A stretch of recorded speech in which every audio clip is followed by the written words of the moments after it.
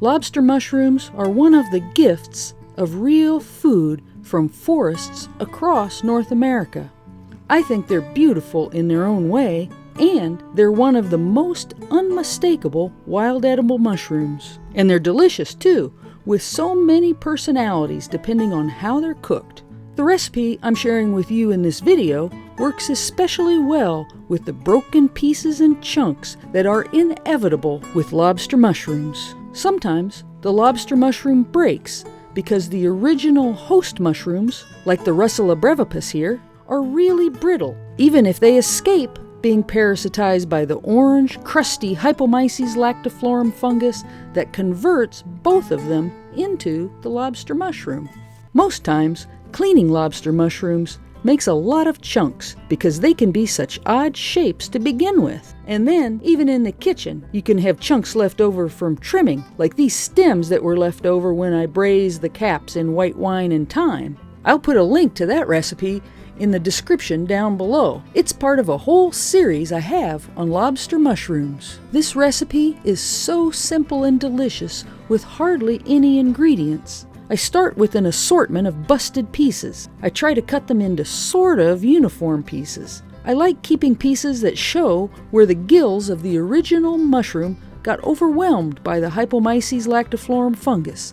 I think those pieces look so cool and make it clear what's going on with the poor parasitized Russula mushroom. You can see how a lobster mushroom is solid. The inside is firm and the outside is crusty like a lobster shell, but not that tough, really. I put the lobster mushroom chunks in a skillet with butter over a low heat. That low heat is important, but that's not all there is to it.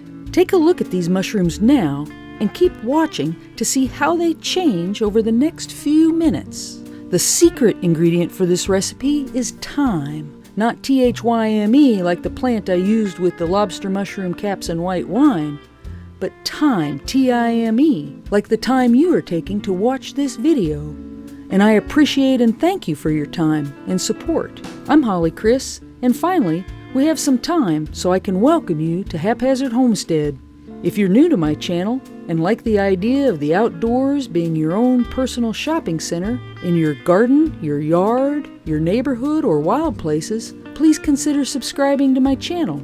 And if you're already a subscriber, I want to give you a special thanks for your ongoing support by leaving comments, giving my videos a thumbs up, and even sharing my videos with other people that you think would enjoy them.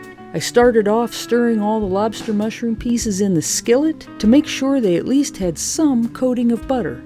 Then I covered the skillet for a while. I came back in 5 minutes or so to stir the pieces around again, and I did that over and over. This whole process takes at least 20 minutes. What I'm doing is letting the outside get crispy, and I'm doing that slowly enough that the mushrooms on the inside release their water and get so soft inside that crispy crust. I don't want the outside to burn, so the cooking has to be slow over that low heat, but it is so worth the time that it takes to make this. And lobster mushrooms in general are worth the time to get to know and look for them out in the forest. I'll have a video all about that coming up in the next episode of this series. If you aren't in the right area or can't get out to look for them, don't despair. Lobster mushrooms that are harvested from the wild are sold at some specialty markets and are for sale online too. And if you've ever enjoyed lobster mushrooms at a restaurant, I'd enjoy hearing about that in the comments below.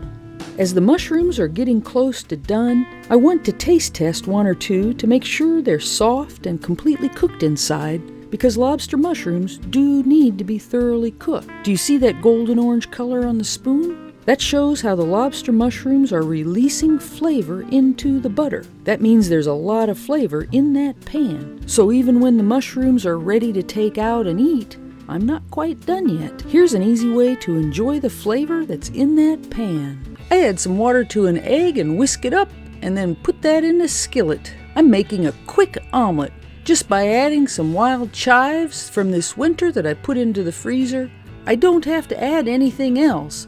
The color on that omelette is not from browning, that's the color from the lobster mushroom. All that flavor from the lobster mushrooms and the butter that's in that skillet makes that omelet taste so good. So there it is. Let's hear a live taste review.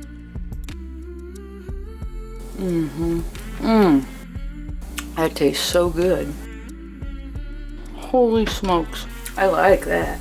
I'm gonna go have the rest of this. I'll see you later. Yeah, that was so delicious. I hope you get to enjoy some wild lobster mushrooms sometime. If you do, let me know about it. Thanks for watching. Bye.